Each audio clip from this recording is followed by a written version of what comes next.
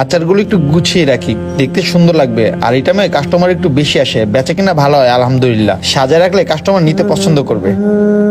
আজকে সব ফাঁস করে দেব। এই দেখেন মোবারক ভাই, আপনার ছোট ভাই এখানে দাঁড়ায় দাঁড়ায় আচার বিক্রি করতেছে। আরে তাম্বির আর ভাইয়া দেখি এখানে। আর আপনাকে সে মিথ্যা কথা বলেছিল। ও বলেছিল সে একটা বড় কোম্পানিতে জব করে, আর আপনি নিজে চোখে দেখেন ও এখানে আচার বিক্রি করতেছে। এই হলো আপনার চাপাবাজ ছোট ভাই। আরে ভাইয়া তুমি এখানে কি করো? আরে নয়ন, আমি তো ডাহাশর আইছিলাম তুই কোন কোম্পানির চাকরি করো সেটা দেখার জন্য। কিন্তু ভাই এটা আমি কি দেখতাছি, আমার ভাই রাস্তাঘাটে আচার বেচে। আরে ভাই, আপনার ভাই হলো 1 নম্বর মিথ্যাবাদী। এতদিন আপনাদের চোখে ধুলো দিয়ে সে সব কাজ করে বেড়াচ্ছে রাস্তাঘাটে, বুঝতে পারছেন? আর আপনার ছোট ভাই নিজেকে খুব চালাক মনে করে। আর আপনারা গ্রামে থাকেন, ও ভাবতো যে আপনারা কখনোই কিছু বুঝতে পারবেন না। আর ও মনে হয় ভুলে গেছে যে চোরের 10 দিন গৃহস্থের 1 দিন। কিন্তু ও ঠিকই ধরা পড়ছে। আমি আর আমার বন্ধু মিলে ওকে ঠিকই দেখছিলাম। ভাইয়া তুমি তাম্বিরের কথা কানে নিও না। হ্যাঁ আমি মিথ্যা তো বলছি। এই যে এখানে আমি আচার বিক্রি করে বেড়াইতেছি, এখানে আমার অনেক বড় একটা দায়িত্ব আছে ভাইয়া। দায়িত্ব? কিসের দায়িত্ব ছিল আবার তোর? শুন তাহলে, আমি তোরে নিয়ে কত গর্ব করতাম।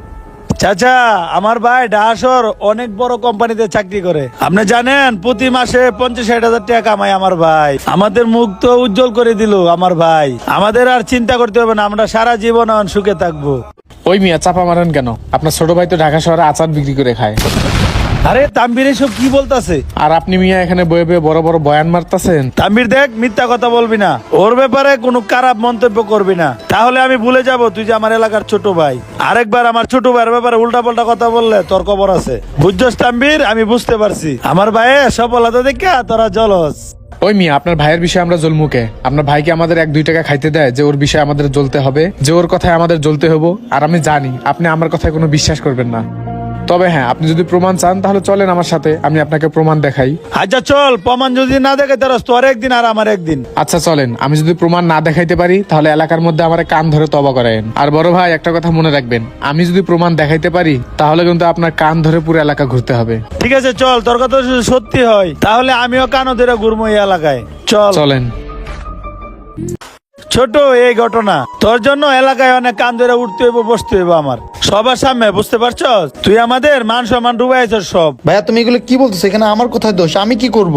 আমি একটা শিক্ষিত ছেলে, আমি পুরো ঢাকা শহর ইন্টারভিউ দিয়ে দিয়ে ঘুরছি, আমাকে না কেউ চাকরিতে নেয় না। কেন? আমি যে গরিব, আমার যে মামা কাকা নাই, টাকা পয়সা নাই, কাউকে 1-2 লাখ টাকা ঘুষ দিতে পারি না, বুঝতে পারছো তুমি? আর চাকরি কারা পায় জানো? যারা ঘুষ দিতে পারে তারাই চাকরি পায়। ওই দেখো আমার বন্ধুর বাপ, আমার বন্ধু আর বন্ধুর বাবা মিলে ওখানে বড়ি বিক্রি করে খাচ্ছে, দেখতে পারছো? ওরা এইসব বিক্রি করে খাচ্ছে। আমার বন্ধুর অনেক শখ ছিল ও অনেক বড় একজন ডাক্তার হবে। আর আমার আরেক বন্ধু আছে, সে এখন অটো চালায় খাইতেছে। এরকম করে আমরা চলতেছি, বুঝতে পারছো? আর চাকরি আশা থাকলে সারা জীবন না খেয়ে থাকতে হইতো। আমি তো ফুটপাতে আচার বিক্রি করি, 2 বেলা তো পেট ভরে খাইতে পারতেছি, এবং কি তোমাদের দেখাশোনা